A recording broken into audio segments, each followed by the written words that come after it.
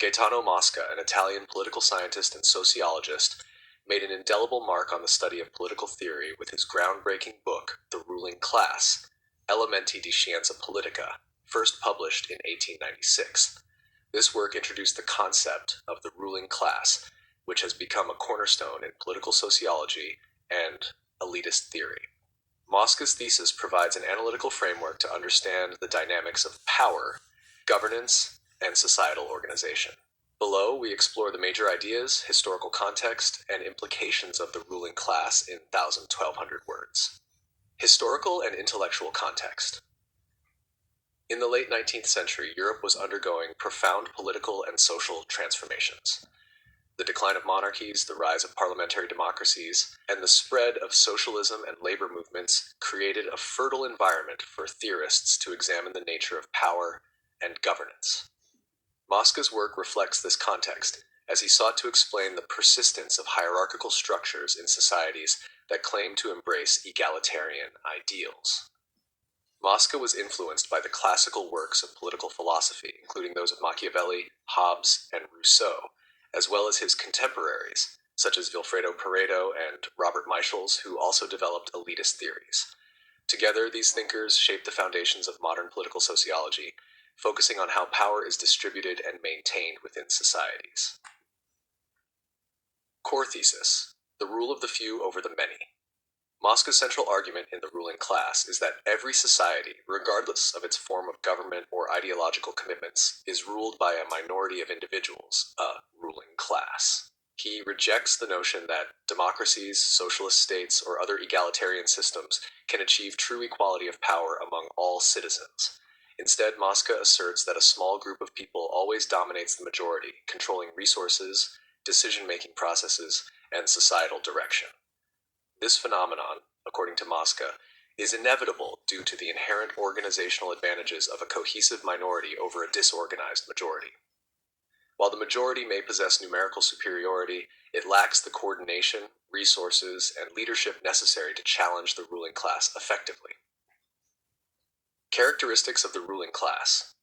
Mosca identifies several characteristics that define the ruling class. 1. Cohesion and organization. Members of the ruling class share common interests and work collectively to preserve their power. This unity allows them to dominate the less organized masses. 2. Control of key resources. The ruling class controls critical resources, including economic wealth, military power, and ideological institutions such as education and religion, which help legitimize their rule. 3. Circulation of elites. Mosca argues that the composition of the ruling class is not static. Over time, new individuals and groups may enter the elite through mechanisms like wealth acquisition, education, or political skill.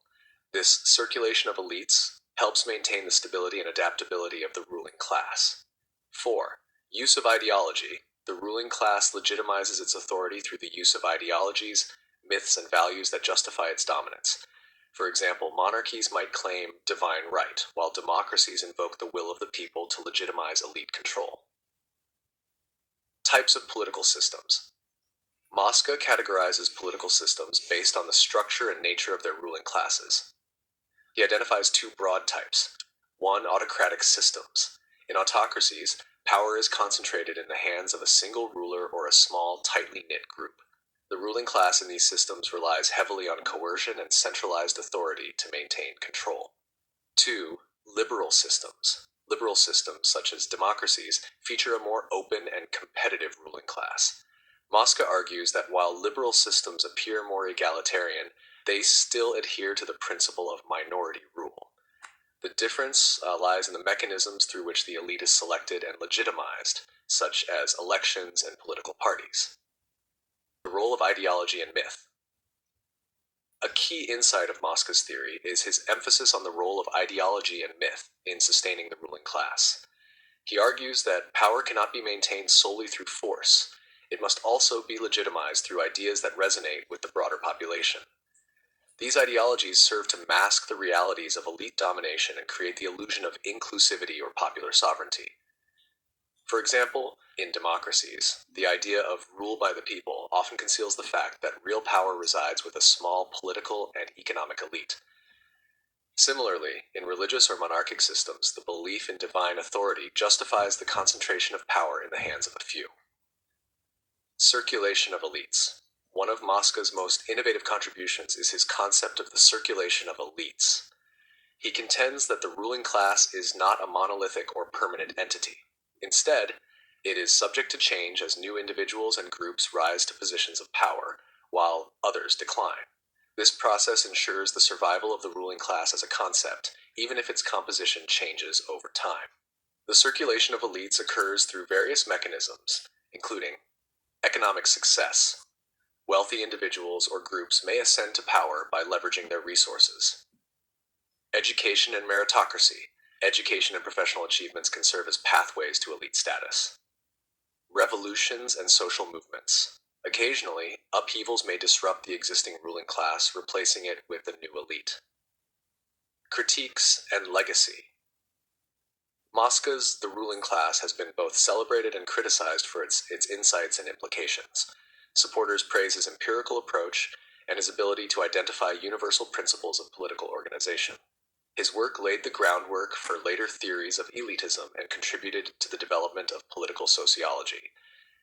Critics, however, argue that Mosca's theory is overly deterministic and dismissive of the potential for genuine democracy and social equality. Some accuse him of cynicism, as his analysis implies that attempts to create egalitarian societies are futile. Despite these critiques, Mosca's work remains highly influential. It has inspired scholars across disciplines, from political science to history and sociology. His ideas resonate in contemporary analyses of power dynamics, elite domination, and the persistence of inequality in modern democracies. Contemporary relevance. The insights of the ruling class remain strikingly relevant in the 21st century. In an era of growing economic inequality, political polarization, and the influence of corporations and lobbyists on governance, Mosca's analysis offers a lens to understand the concentration of power in modern societies. His emphasis on the role of ideology is particularly pertinent in the age of mass media and digital communication, where narratives and myths play a crucial role in shaping public opinion and legitimizing authority. For instance, the concept of the 1%, popularized by the Occupy Wall Street movement, aligns with Mosca's notion of a ruling class that controls disproportionate resources and influence. Similarly, debates about the revolving door between politics and corporate interests reflect the circulation of elites in contemporary systems. Gaetano Mosca's The Ruling Class is a seminal work that provides a timeless analysis of power and governance. By highlighting the inevitability of minority rule, Mosca challenges the idealistic assumptions of egalitarian systems and compels readers to confront the realities of political organization. His concepts of the ruling class, the circulation of elites, and the role of ideology continue to inform and inspire critical scholarship on power and inequality. While Mosca's conclusions may seem pessimistic, they also serve as a call to vigilance. Understanding the mechanisms through which power is concentrated and legitimized can empower citizens to demand greater transparency, accountability, and inclusivity in governance. In this sense, The Ruling Class is not just a theoretical treatise, but a guide to navigating the complexities of political life.